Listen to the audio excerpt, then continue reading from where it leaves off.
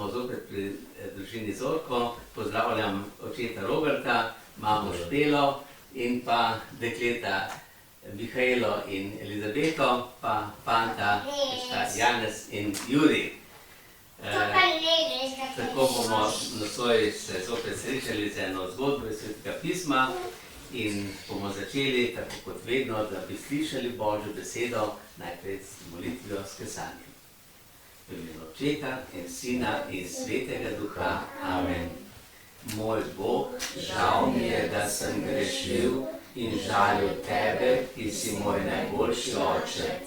Trdno sklenem, da se bom poboljšal, pomagaj mi s svojo milostjo. Amen. Tako, zdaj pa še zmolimo Oče naš in Zdravo Marijo, da bomo tako tudi odprti za vse te navdihe Božje besede, ko bomo pravkar slišali eno zgodbo iz Nove zaveze. Oče naš, ki si v nebesih, posvečeno bodi Tvoje ime, pridi k nam Tvoje kraljestvo, zgodi se Tvoja volja, kako v nebesih, tako na zemlji. Daj nam danes naš vsakdanji kruh in odpusti nam naše dolge, kakor tudi mi odpuščamo svojim dolžnikom, in ne vpelji nas v skušnjavo, temveč reši nas hudega. Zdrava Marija, milosti polna, Gospod je s teboj, blagoslovljena si med ženami in blagoslovljen je sad Tvojega telesa, Jezus. Sveta Marija, Mati Božja, prosi za nas grešnike, zdaj in ob naši smrtni uri. Amen. Slava Očetu in Sinu in Svetemu Duhu, kakor je bilo v začetku, tako zdaj in vselej in v veku. Amen. Tako, zdaj bomo pa prisluhnili najprej zgodbi in sicer nam bo oče Robi povedal, prebral zgodbo o tem, kako je prišel Jezus v svoj domači kraj. Kje je bil Jezus doma? V Nazaretu, ja. Prej je hodil že okrog in so ljudje slišali že malo o Jezusu, da nekaj govori, oznanja, no prisluhnimo, kaj pa v Nazaretu se zgodilo. Saj je samo Jožefov sin. V soboto je šel Jezus v shodnico v Nazaretu, v kraju, kjer je preživljal svojo mladost. V njej so bili zbrani njegovi sorodniki in prijatelji. Nekateri so se Jezusa spominjali še kot dečka, drugi pa kot tesarja, ki jim je izdelal otroško zidko ali volovsko vprego. Jezusa so povabili, naj tudi njim bere Sveto pismo in jim razloži pravi pomen Božje besede. Služabnik mu je podal zvitek preroka Izaije. Jezus je bral Izajijeve besede. Bog me je izbral, da oznanim blagovest ubogim, da jetnikom prinesem oproščenje in slepim vid, da zatirane pustim na svobodo in napovem leto Gospodovega usmiljenja. Judje so bili prepričani, da Izaija v teh vrsticah opisuje čudovit čas, ko bo na zemlji pod mesijanskim kraljem vzpostavljeno Božje kraljestvo. Ko je Jezus prebral do konca, je sedel po običaju rabinov, ki so razlagali pravi pomen Svetega pisma. Oči vseh v shodnici so bile uprte vanj. Spraševali so se, kako bo on razložil te Izaijeve besede. Komaj so mogli verjeti svojim ušesom, ko je rekel: danes se je izpolnila beseda Svetega pisma, ki ste jo slišali. Jezus je s temi besedami pravzaprav trdil, da je on Božji maziljenec, ali kralj. Ljudje v shodnici so mu drnjali: kako lahko reče kaj takega, saj je samo Jožefov sin? Vaški tesarje, so se strinjali drugi. Jezus je prekinil njihov pogovor: predobro me poznate, zato mi nočete verjeti, je rekel. Božje preroke nikoli niso sprejeli v domačem kraju. Ko je živel Elija, je bilo njegovo življenje med rojaki v nevarnosti. Moral je iz svoje dežele, da je našel vdovo, ki je poskrbela zanj. Kasneje se je zgodilo, da je bil zaradi svoje vere Elizeja ozdravljen Naaman, ki je bil Sirec in ne Izraelec. Ob teh besedah so Judje vzkipeli: kako si upa reči, da so ti prezirani tujci bolj pripravljeni poslušati Boga in ga ubogati kot ljudje, ko so vendar izvoljeno Božje ljudstvo. Planili so svojih sedežev, pograbili Jezusa in ga odvlekli iz shodnice na vrh strmega hriba, na katerem je stalo njihovo mesto. Nameravali so ga vreči iz pečine v globok prepad. Jezus se je skrivnostno izmaknil razjarjeni množici in nepoškodovan odšel svojo pot. Tako, no, slišali smo, kaj se je zgodilo v Nazaretu. Šel Jezus domov, pa je tam, kjer sta bila Jožef in Marija, kaj je govoril, ali kje drugje? Ste slišali? Kje? V Vzhodnici, ja. To je mesto, molilnica njihova, ne? Kjer so hodili, posebej še ob sobotah, so hodili tja moliti in vedno pri molitvi so prebrali tudi kakšen odlomek iz Svetega pisma. No, in tako, ko je Jezus prišel v Vzhodnico, so bili ljudje zbrani in so imeli priložnost, da slišijo Jezusa. O njem so že več slišali, da je veliko ljudi, ki se zanima za njega, da ima nekaj učencev, ki ga vedno povsod spremljajo, da je naredil že nekaj takih odmevnih dogodkov, čudežev, ne, v Kani Galilejski, pa še kje drugje, kakšnega v zdravu. No in so mislili, zdaj bomo pa imeli tukaj priliko, da slišimo, kaj Jezus govori, kako uči. Ali res zna kaj, ker so vedeli, da je šel Jezus kam v šolo, ko je bil otrok. Ne? Tam niso imeli šole, ampak edino, kar so doma poslušali zgodbe Svetega pisma ali pa v sinagogah poslušali, ko so brali ponavadi moški, včasih so bili tudi kakšni pismuki, farizeji, drugače pa tudi drugi. Od 12. leta naprej so lahko v sinagogah brali že tudi fantki. No in tako Jezus odpre, katero knjigo je odprl? Ste slišali? Pismo.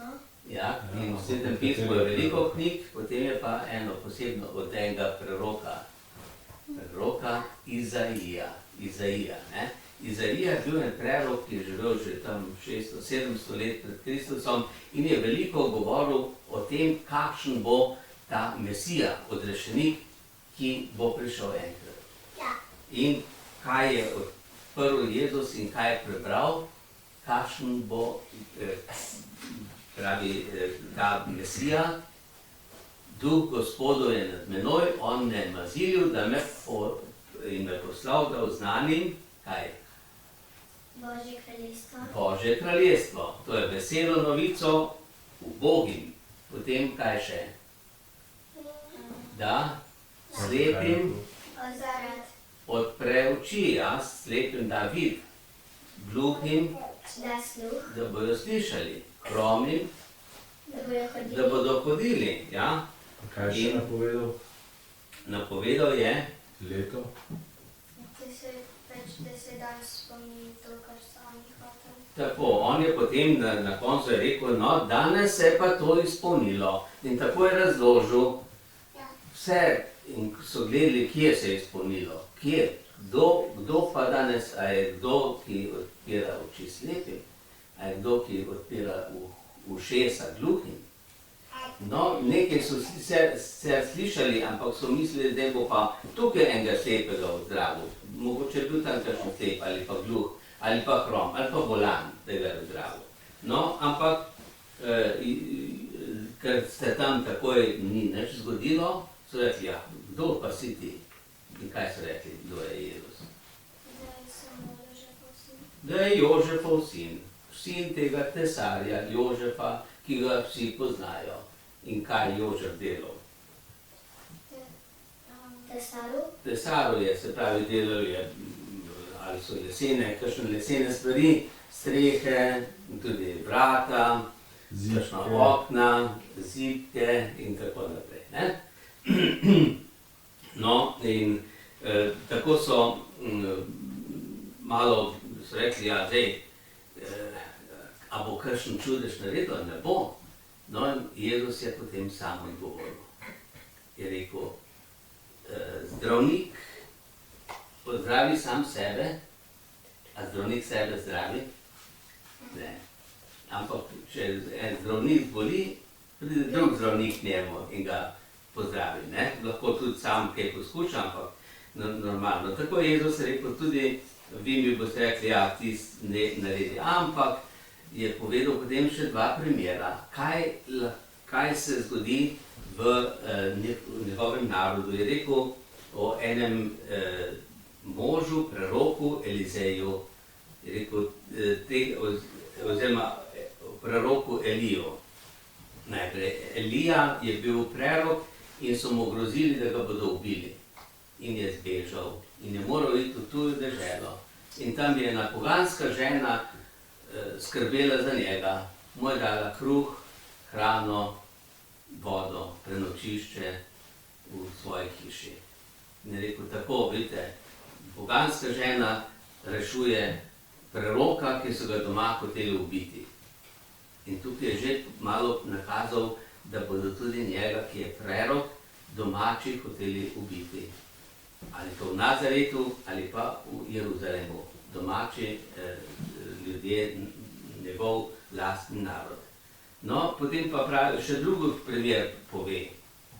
Pravi, je bil prerok Elizej in takrat v tistem času je bilo veliko gobavrih, pa noben ni bil zdravljen, razen enega sirca, Naamana, pogana.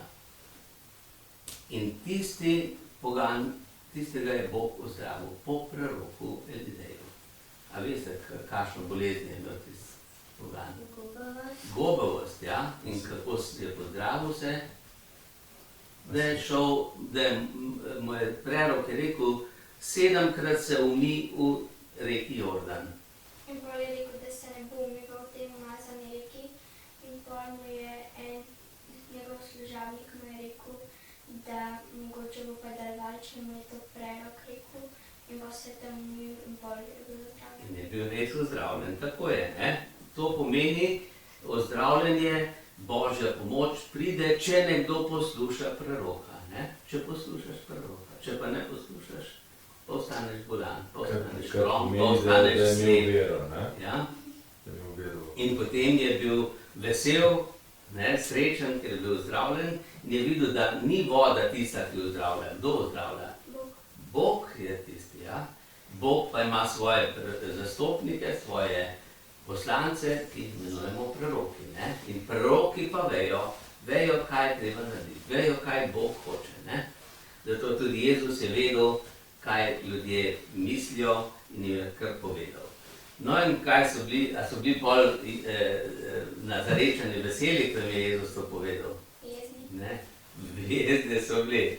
Rekli, ti nam boš to govoril, ti boš nas učil. In kaj so hoteli narediti z njim? Vreči to prekat. Ja, so rekli, tebe pa ne bomo poslušali, tebe pa ne bomo gledali. In so ga kar ven iz shodnice, iz sinagoge, so ga kar ven zrinili in so ga hoteli peljati do tam, kjer je bil prepad, da bi ga pahnili v prepad. Ker zakaj so ga hoteli pahniti v prepad? Ker je govoril, da lahko zdravlja padljači dežel. Ja, zato ker je rekel, to se je danes zgodilo. Ker je rekel, jaz sem tisti, ki ga je prerok Izaija napovedal. Jaz odpiram oči, jaz bom odprl ušesa, jaz bom ozdravil hrome in tako naprej.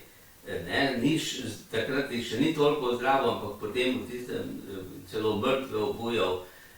Potem se je pa vedno več tega dogajalo. Ampak takrat Judje in Nazarečani še niso mogli tega dojeti in so rekli, ta je bogokletnik, ta se dela Božjega sina, se dela preroka, pa ni nič, pa je Jožefov sin. Takega je treba bogokletnike, take ljudi je treba nekam, se pravi, spraviti iz tega sveta. No in tako Jezus pa ni bil nič v strahu, se nič ni bal, ampak je samo šel naprej. Mimo tistega prepada in srečanja teh ljudi. In tako je Jezus pokazal, še ni čas, da bi me spravili iz tega sveta. Moram še marsikaj narediti, še veliko povedati, še veliko pokazati. Ne? Tako, mi bomo pa tudi zdaj zaključili in sicer bomo zapeli eno pesmico, ki je tukaj v teh naših pesmaricah, Na poti skozi življenje, ti nisi nikdar sam, s tabo skozi trpljenje, Mati Marija gre.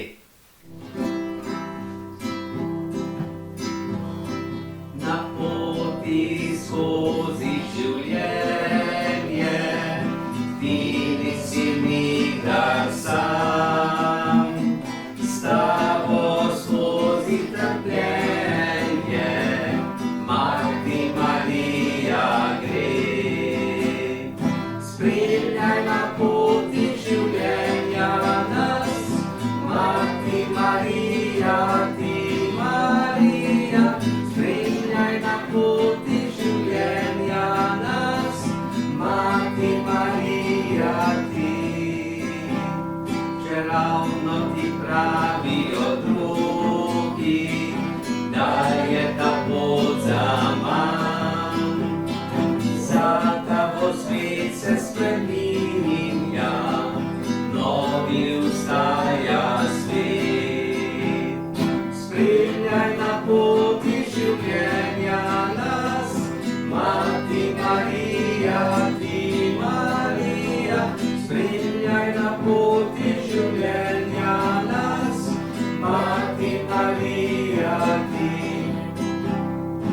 Če na tem svetu samoten, hodi v Bog otrok, daj usmiljen v roko, rad stopi z njim korak. Spremljaj na poti življenja nas, Mati Marija, ti Marija. Spremljaj na poti življenja nas, Mati Marija, ti. Če tvoji koraki se zdijo nesmiselni napor, drugi ti že sledijo, hodil nisi zaman. Spremljaj na poti življenja nas, Mati Marija, ti Marija. Spremljaj na poti življenja nas, Mati Marija, ti. Tako, še kdo nas spremlja skozi življenje? Poleg Marije, Jezus in angeli varuhi. Zato bomo zmolili. Sveti angel varuh moj, bodi vedno ti z menoj.